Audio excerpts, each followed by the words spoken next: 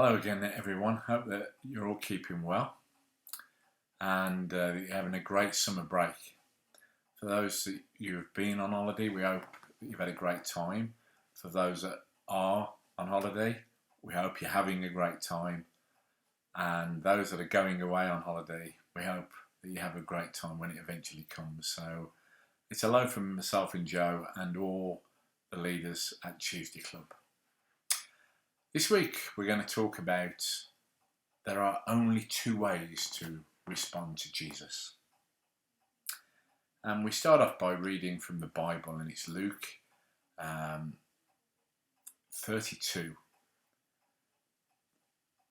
Two other men, both criminals, were also led out with him to be executed. When they came to the place called the Skull, they crucified him there, along with the criminals, one on his right, the other on his left. Jesus said, "Father, forgive them, for they do not know what they are doing." And they divided up his clothes by casting lots. The people stood watching, and the rulers even sneered at him. They said, "He saved others, let him save himself. He's God's Messiah, the chosen one."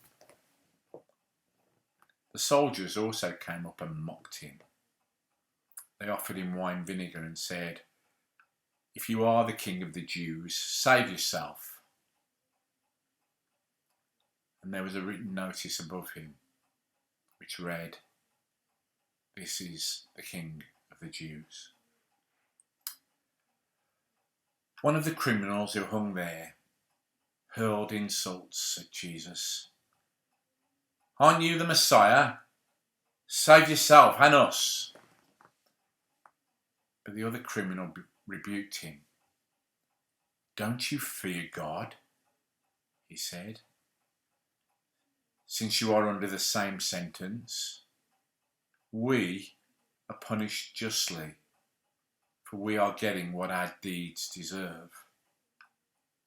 But this man has done nothing wrong." Then he said, "Jesus, remember me when you come into your kingdom." And Jesus answered him, "Truly I tell you, today you will be with me in paradise." So today we're going to talk about choices. You know, the sort of choice that you have to make when you're offered a really difficult choice between two things, and it's so hard you don't really want to make any choice at all. Well, this is a choice about Jesus. This is the choice that is before you. Do you believe he is who he says he is? Or is he utter rubbish and totally meaningless? If it is rubbish and meaningless, then I guess not making any decision at all won't matter one way or the other. Jesus will have been proved to be the biggest con man in history. But if it is true, what then? You see, there are a number of myths concerning Christianity. One of the myths is by being good, doing absolutely nothing wrong, and being nice to people will be enough to get you into heaven. And another myth surrounds the imaginary fence that sits halfway between Christianity and non-belief. Both myths are exactly that. Myths. See, the Bible is clear. In Ephesians 2, 8-9, it states this quite clearly. "For by grace you have been saved through faith. And this is not of your own doing. It is a gift of God, not a result of your works, so that no man may boast. And what about this imaginary fence? This is one of the biggest lies of the fallen angel, the one who deceives. If he can ensure that you don't make a choice, you will have made a choice. I want to make that point again. If he can ensure that you don't make a choice, you will have made a choice. Matthew 12 verse 30 is quite clear.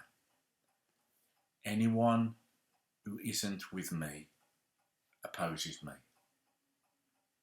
And anyone who isn't working with me is actually working against me. So when we think that we're sitting on the fence, when we haven't made a decision, we are not with Jesus. By the very nature, we're against him. There is no line, there is no fence. Do you believe or do you not believe? And so we go back to our original question. There are only two ways to respond to Jesus. Like these two men on the cross, one ridiculed Jesus and was lost. The other accepted who Jesus is and was found. There is no fence, only a decision to make. What's yours? Thanks for listening, everybody. We hope we have a great break. Can't wait to be meeting with you again. I spoke to all the leaders. They're really, really keen to meet with you. But when this horrible virus is over, we'll make sure we do that. Until then, God bless you and everybody keep safe.